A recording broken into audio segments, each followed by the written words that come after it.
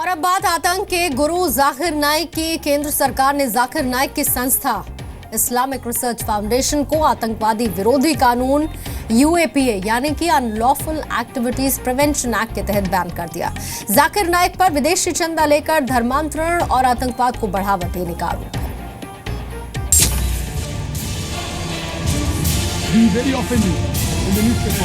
लंबी जांच और पूरी पड़ताल के बाद आखिरकार जाकिर नाइक की संस्था इस्लामिक रिसर्च फाउंडेशन यानी आईआरएफ पर बैन की मुहर लग गई। मंगलवार देर शाम कैबिनेट की बैठक में फैसला लिया गया, जिसके बाद विवादित इस्लामिक धर्मगुरु जाकिर नाइक की संस्था इस्लामिक रिसर्च फाउंडेशन को आतंकवाद विरोधी कानून यूएपीए यानी अनलॉफुल एक्टिविटीज प्रिवेंशन एक्ट के तहत बैन किया गया है।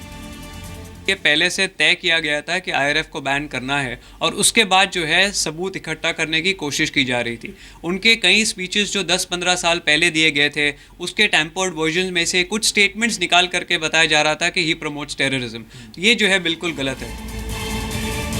दरअसल इस साल 1 जुलाई को बांग्लादेश की राजधानी ढाका के एक रेस्टोरेंट में आतंकी हमला हुआ था। ढाका हमले में एक भारतीय समेत 29 लोगों की मौत हो गई थी। जांच में सामने आया था कि हमलावर जाकिर नाइक के भाषणों से प्रभावित था। इसके बाद ही नाइक और उसका एनजीओ विवादों में आ गए थे।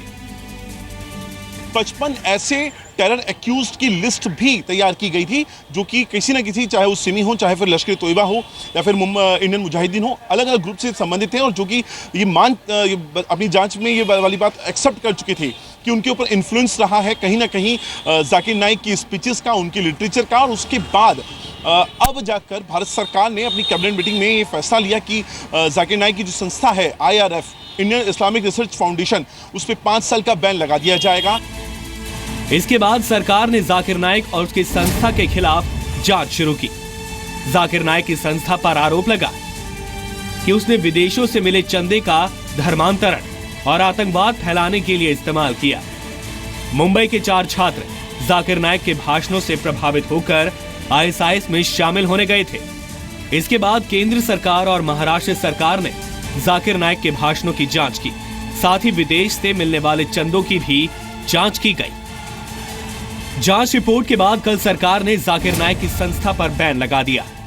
आईआरएफ के वकील इस बैन का विरोध कर रहे हैं। ये जो है सरासर गलत है, because provisions of UAPA are not applicable to Islamic Research Foundation. अगर कोई ऑर्गेनाइजेशन को आप बैन करना चाहते हो सेक्शन 3 के तहत, तो उस ऑर्गेनाइजेशन के ऑब्जेक्ट होना चाहिए टू प्रमोट एनमिटी और hatred between religious groups under 153A of IPC. लेकिन जहाँ तक आईआरएफ का सवाल है, इनका ऐसा कोई ऑब्जेक्ट या ऐसा कोई मोटिव रहा ही नहीं है। जाकिर नाइक की संस्था पर बैन के बाद अब आगे क्या होगा, ये समझना भी जरूरी है। पाबंदी लगने के बाद कोई भी व्यक्ति इस्लामिक रिसर्च फाउंडेशन का सदस्य नहीं बन सकता।